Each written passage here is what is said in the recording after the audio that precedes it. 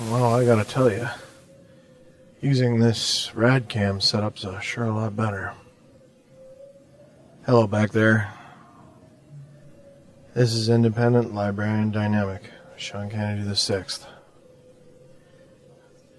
This would be episode number 732.653.663.398.36.6. This is a pirate radio broadcast in Queen's English, the copyrighted language of the world. Broadcasting to you from sometime after now.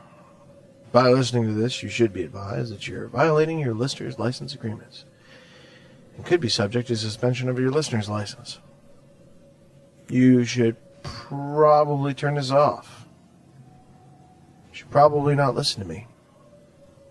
You should probably go back to doing whatever it was that you were doing, stressing about things that really don't matter, rather than listening to some guy from the future telling you about how it's going to be. Maybe you should do that. Maybe you should just go back to it. But if you live in a time when speech is still free, if you live in a time where you don't have the listener's license yet, please listen to me. Please listen to what I got to tell you. Because it's very, very important. Very, very, very important. So light your candles. And may server protect us all. I got to tell you, I've had a pretty good day. Right now the sun's setting. The sky's turned that shade of purple.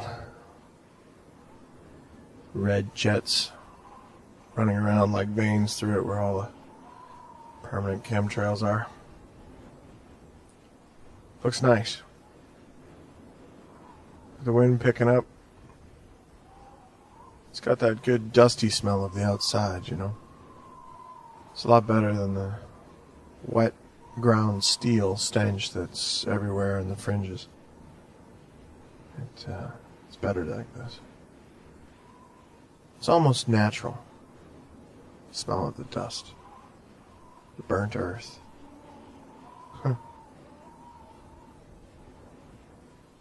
Makes me wish I could remember what grass smelled like. That'd be really cool. But today's been a good day. Today was a good day. You see, being a librarian, I've come across a lot of interesting tidbit information. Abandoned websites, and sometimes other folks come across it, but they don't leave their communities, so they give it to me. I won't tell you exactly how I found out about this, but I found out about a geocache. Time before the plagues, people used to go and stockpile chips and technology they were worried about. When the listener's license came into being, people began getting scared with the technology being regulated, so they started buying up technology that wasn't regulated and caching it so they could find it later. Sort of like a tech stockpile. Keep track of it all. They kept it all in GPS grid coordinates.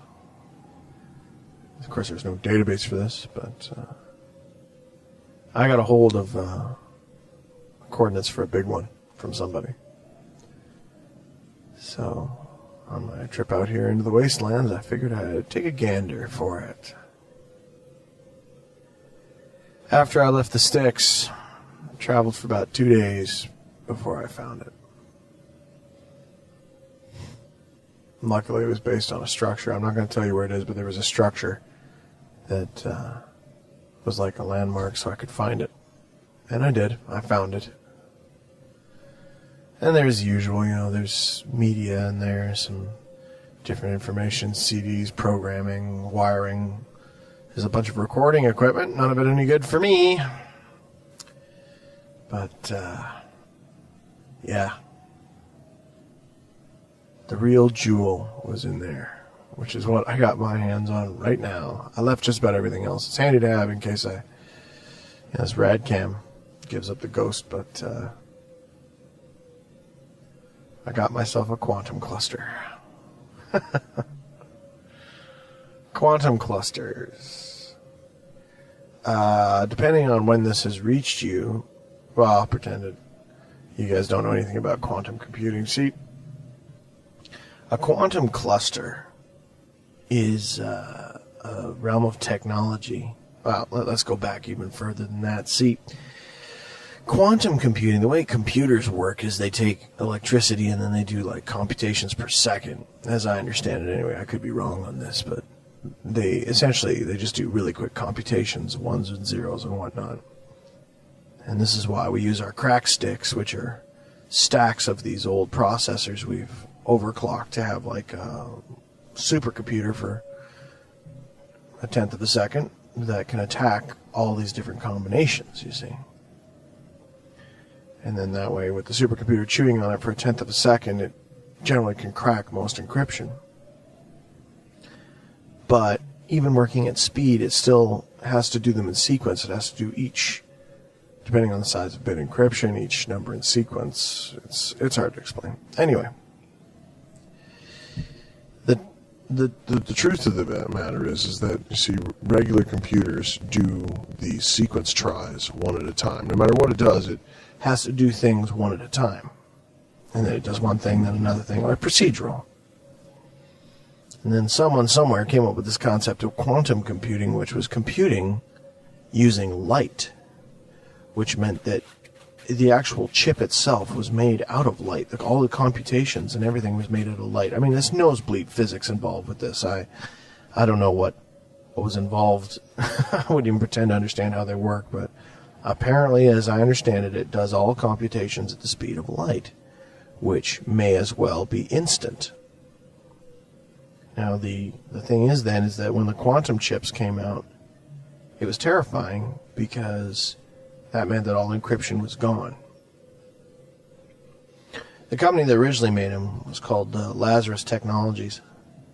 And Lazarus, when they first came out with them, of course, they came up with prototypes and concepts and things like that. And they, began marketing them to the military. And, of course, the military, they were trying to put them in everything under the sun. These amazing chips. First thing they went in was missiles. But an interesting thing about a quantum cluster, the clusters came later. The chips originally were just like one chip, but a cluster is a group of chips. Therefore, it works. It gives it more capability, more ability to do. It's I don't understand even how to make a parallel for it, but it's like having multiple chips all together. That was a later evolution, but the first chips were all put into these, put into missiles. And the interesting thing about anything quantum is that power always has to be supplied to it. You always have to have power running to it. Otherwise, the light goes out, and once the light goes out, you can't restart the light. The light has to be there, So they had to have this power running to these missiles all the time, which wasn't a great deal of power, but there's power there. Now, the interesting thing is once they fired up the missiles, the first batch, as I understand it, the first group of missiles that were made, they made them up and they were great, and they were able to respond and do everything about 200,000 times faster. I mean, the missiles almost seemed alive, But the longer that they were left in storage with the power on them, the greater the percentage time of error. After about 6 months, the missiles did completely unpredictable things. Sometimes they detonate where they are when you gave them the command to fire to activate the missile to arm it. Sometimes the missiles would, in some cases, launch themselves. Sometimes the missiles you'd launch it at a target and the missile would fly away. It would go as high as it possibly could and then explode. It was just bizarre, the errors, and everyone was at a loss. Of course, the military, having all these missiles with warheads and everything on them, they couldn't have these missiles screwing up. No. That's no good. So they wanted them to work out their bugs in the private sector and come back when they had a workable object. So the next thing that happened was that they put them inside of these industrial robotics, vision control systems, things like that. And again, same problems began to happen. The problems that happened were, they'd work fine. And then after 6 months, huge, unpredictable errors. Errors that no one knew anything about.